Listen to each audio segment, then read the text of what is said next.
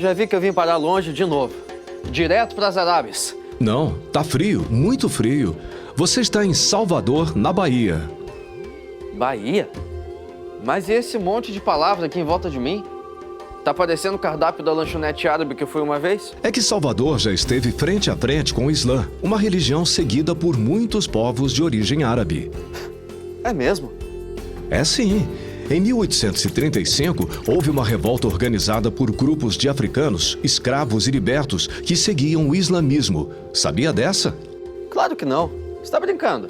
De jeito nenhum. Estou me referindo à revolta dos malês. Mas vamos do começo. É melhor.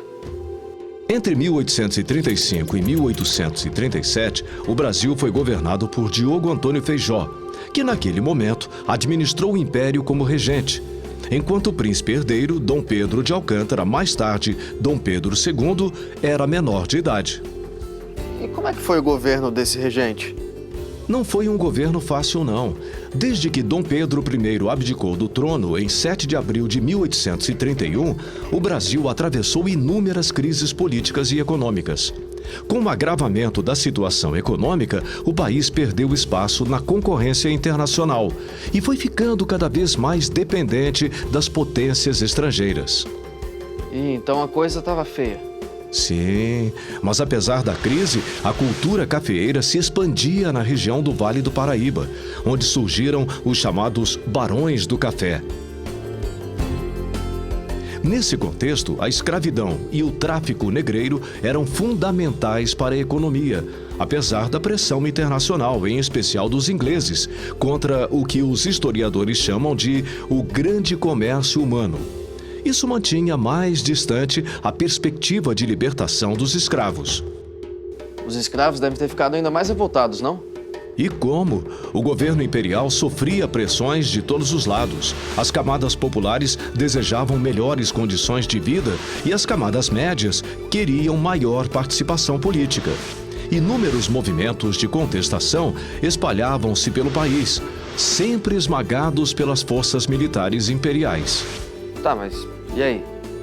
No caso específico da revolta dos malês, porém, foi um movimento predominantemente conduzido por africanos escravos e libertos, que se espalhou por Salvador em janeiro de 1835. E esse nome malês, o que quer dizer? Malê vem da expressão imalê, que em Iorubá, um idioma africano, se refere a negros muçulmanos que sabiam ler, escrever e falar o árabe, uma língua desconhecida no Brasil. E o que eles queriam com essa revolta? Eles tinham várias motivações, entre elas lutar contra a escravidão e combater a imposição da religião católica de Roma. Eles sonhavam que a Bahia se tornasse uma nação controlada pelos africanos, tendo à frente os muçulmanos. E o que o resto da população achava disso? Os sentimentos eram contraditórios. De um lado, os negros libertos eram vistos com desconfiança, pouca aceitação e considerados perigosos. De outro, eram tolerados por sua importância econômica, já que eram uma força de trabalho não remunerada. Sinistro. Pois é, e tem mais. No nascer do século XIX, com o crescimento das cidades, especialmente as litorâneas, o mercado de serviços urbanos se expandiu.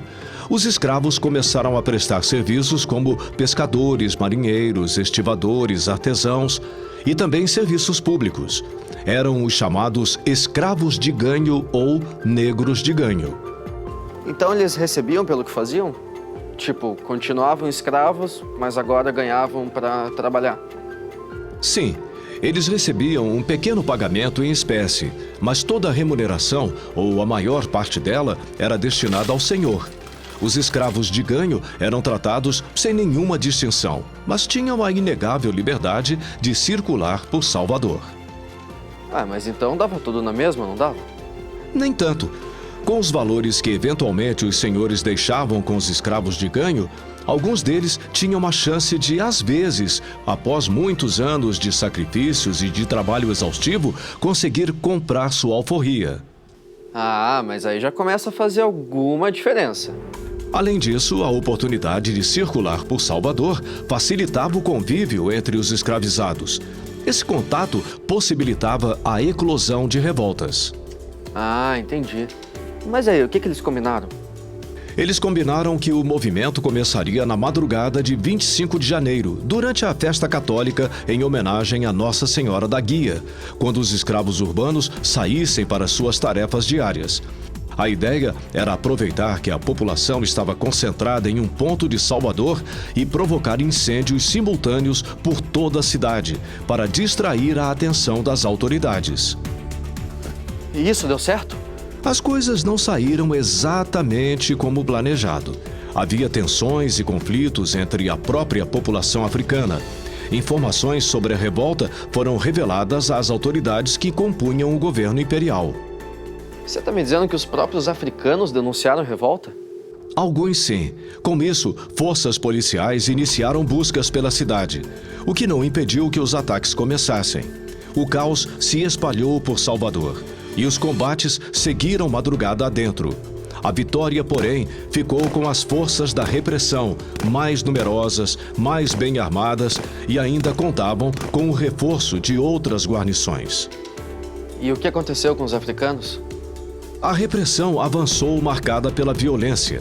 Moradias foram vasculhadas, objetos e escritos religiosos foram apreendidos e seus proprietários, suspeitos ou não, foram detidos.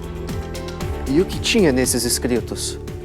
Possivelmente os planos da revolta, só que eles estavam em árabe, língua geralmente desconhecida pelas autoridades e pela população.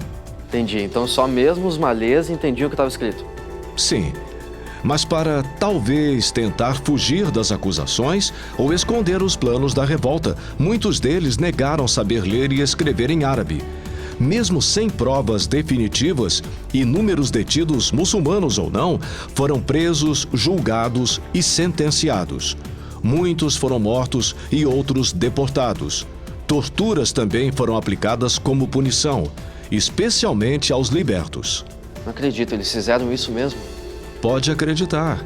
Os africanos foram considerados por muitos como os responsáveis pelo movimento malê e vistos pelas autoridades imperiais como inimigos da nação, da civilidade e da segurança. Caramba! E não foi só isso.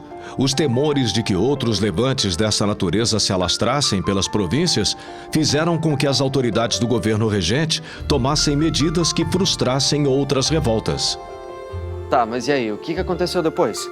Espalhou-se um grave sentimento anti-escravista pela Bahia e pelos 4 cantos do Império, tornando a vida dos africanos ainda mais difícil. Tanta luta para acabar tudo tão ruim assim? Ah, mas nem tudo foi em vão, meu jovem. A revolta dos malês foi breve, mas teve longa repercussão. E apesar de massacrada, ela mostrou às autoridades e às elites o potencial de contestação e rebelião que envolvia a manutenção do regime escravocrata. Ameaça que se estendeu pelo governo de Dom Pedro II. Então quer dizer que, apesar dos castigos, os escravos lutaram sim pela sua liberdade? Lutaram. Ao contrário do que muitos pensam, a resistência fez parte do cotidiano dos escravos e a concepção de liberdade era um projeto e um objetivo a ser alcançado por eles. E no caso da revolta dos malês, fica evidenciado que eles foram protagonistas do movimento. Eram indivíduos letrados que saíram das sombras e lutaram para conseguir a liberdade e para preservar as raízes de sua cultura. É como dizem, há malês que vem pro bem. Gostei do trocadilho, hein? Você mandou bem, hein? Então, assim, aproveitando esse momento relax, né? Será que hoje não tinha como eu saber, de repente, quantos pontos eu já consegui até aqui? Cada coisa ao seu tempo, caro viajante.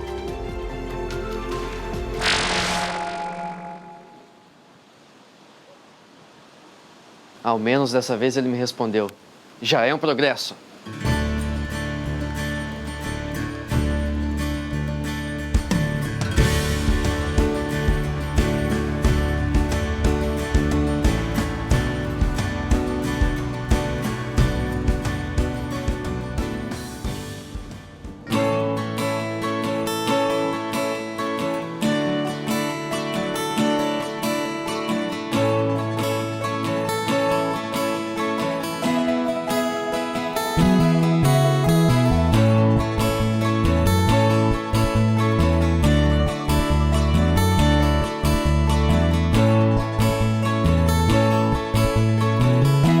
As aventuras do mochileiro do futuro continuam. Até a próxima!